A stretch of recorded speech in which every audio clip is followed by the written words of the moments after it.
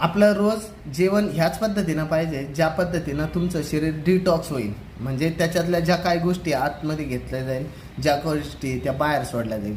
आणि जर सोडायच्या बाहेर खाणं, ज्या गोष्टी नको आहे, ज्या टॉक्झिन लेवल आहे त्या बाहेर काढण्याच्या जर खाणं फूड आलं नाही ना तुमच्या शरीरात, तर त्या कुठं ना कुठं बसून राहणार आहे.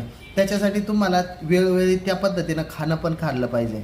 म्हणजे तुम्ही कांदा, लसूण, टर्मरिक ह्या पद्धतीनं खाणं आलं पाहिजे. जर ते खात नसाल तर तुमच्या शरीरातले टॉक्झिन बाहेर निघणार नाही. बरेच लोक म्हणतात की ते सात्विक फूड नाही. त्या पद्धतीनं सात्विक फूड त्या पद्धतीनं नाही ज्या पद्धतीनं तुमची बॉडी काम करते, बरोबर. तर तुमच्या बॉडीला काय फूड पाहिजे ना ते आधी चेक करणं गरजेचं आहे. आणि ज्या पद्धतीनं तुमची बॉडी काम करते त्या पद्धतीनं तुम्ही जर खायला दिलं तर शरीर ऑटोमॅटिक हेल्दी आणि फिट राहायला लागतं.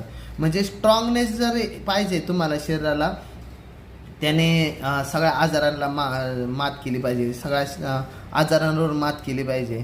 तर ते जर पाहिजे असेल तर तुम्हाला त्या प्रकारचं खावं लागणार आहे, अन्न घ्यावं लागणार आहे, आणि तरच तुमचं शरीर चांगलं काम करा.